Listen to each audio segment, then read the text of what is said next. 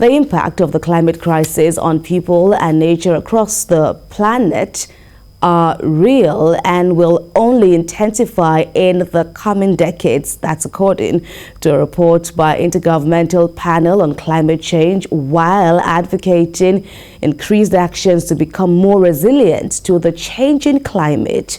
Correspondent Esther Omopariola examines this issue even as the world continues to cut down carbon emissions in the face of rising global temperatures. Intense heat waves, drought, wildfires, storms and floods are some of the impact of climate change, which are now irreversible, and scientists say without action, worse is coming. Currently, nearly 3.5 billion people are highly vulnerable to climate impacts, and this is projected to increase from 50% to 75% by the end of the century. In a new report authored by hundreds of the world's top climate scientists, the window of opportunity for action is brief and rapidly closing. And in the words of UN Secretary General, delay is death. There is no kind way to put it. The 1.5-degree goal is on life support. It is in intensive care. In addition to these concerns, the report stated that if warming reaches 4 degrees Celsius, half of all plants and animals will be threatened with extinction.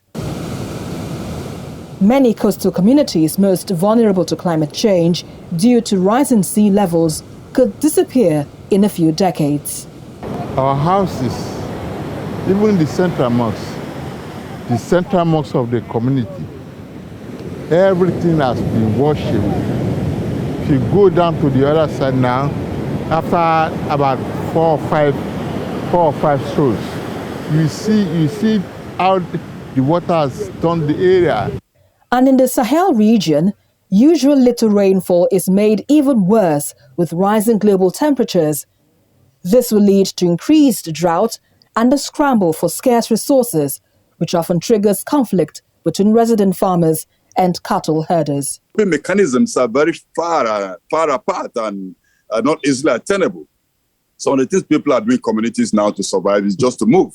You get displaced by climate, and yet you are moving and there's nobody to help you settle in a new location. You're having more conflict with other people who don't want you to intrude into their spaces. So the crisis is enormous. But to deal with this climate crisis, which scientists say could affect the existence of mankind, investment in adaptation measures, among other strategies, experts say need to be put in place to reduce carbon footprint and preserve this planet for everyone.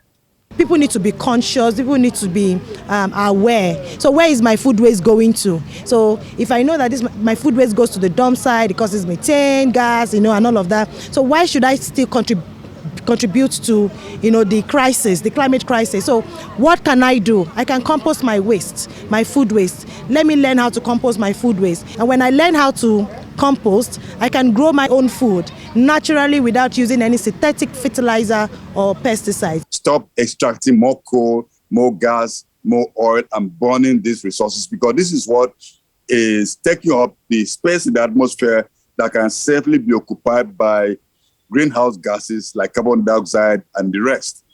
Government has to build roads and build infrastructure in a way that we don't sand-fill our water bodies. That's supposed to absorb rainfalls when that happens. We should not be what they call reclaiming. Reclaiming land is actually a very negative way to construct. It means that we're not taking climate change seriously.